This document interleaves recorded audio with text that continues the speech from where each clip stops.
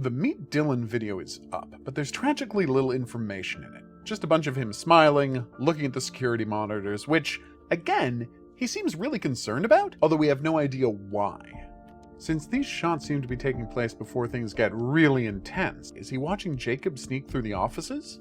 Someone messing with the van? That near drowning that was mentioned once? Then we get some shots of him freaking out while hiding behind a persona is written on screen. Crucially, we also get a glimpse of the thing that he's running from in this single frame at the start of the sequence. Now, I can't tell what this is, and my trying to guess shapes has gone badly in the past, but since I'm here, it definitely looks like a human running on their hands and feet. So like down on all fours and using that to rush forward. And maybe it's not so crazy that we're looking at just a slightly warped human with a wolf head. And that's why we didn't see the head of the thing in the basement, except when it was tackling Max. Dylan has a hidden side. There's already a lot of talk about him being secretly gay, and we'll see a possible relationship with Ryan.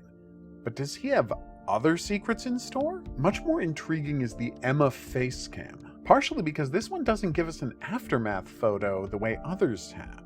Instead, we get this negative image of Emma, who is looking very different than normal, but not brutalized the way the other characters seem to have been. She's ditched her sweater and chunky neck chain, and now wears a t-shirt and has her hair tied back. Is this a late game, down to business, hero moment version of Emma we're seeing? Like Sam's climbing costume from Until Dawn? Maybe. Also, I thought that this black spot was a thing clipped to her head, like the lights in House of Ashes, but this is just the light from the regular image in negative. Then we get a shot of Eliza's poster, the doc from the possible breakup scene with Jacob, and a much better look at the corpse below it.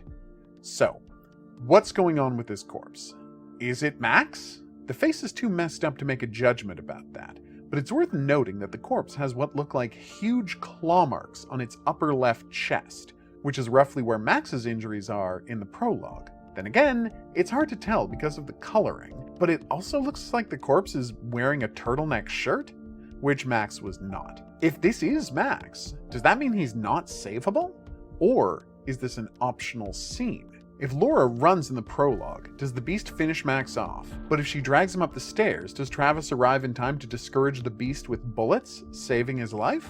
We can't say for sure yet, but we're being pointed in some interesting directions. And if it's not Max's body, then we've got a mystery corpse running around, and I suggest we all listen to the next few episodes of Bizarre Yet Bonafide really closely to see if there's any hints about who this could be. Finally, let's look at the two signs we've seen.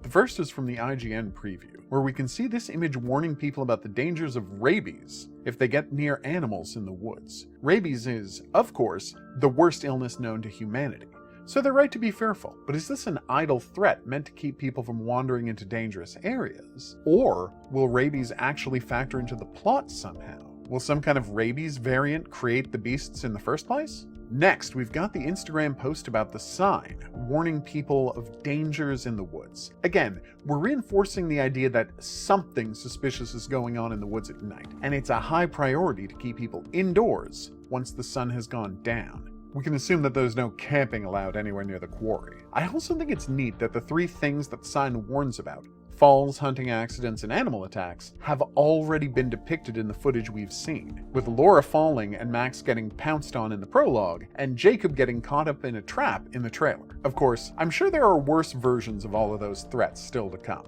I've been the Hidden Object Guru. Thanks for watching. If you haven't already, please remember to like and subscribe. Special thanks go out to my patrons, Desire, Marissa, Eduardo, Brian, and Joanne. You can always find me at my live streams, weeknights at 9 Eastern and weekends at noon. We'll see you back here for more Supermassive Games content. But until then, au revoir.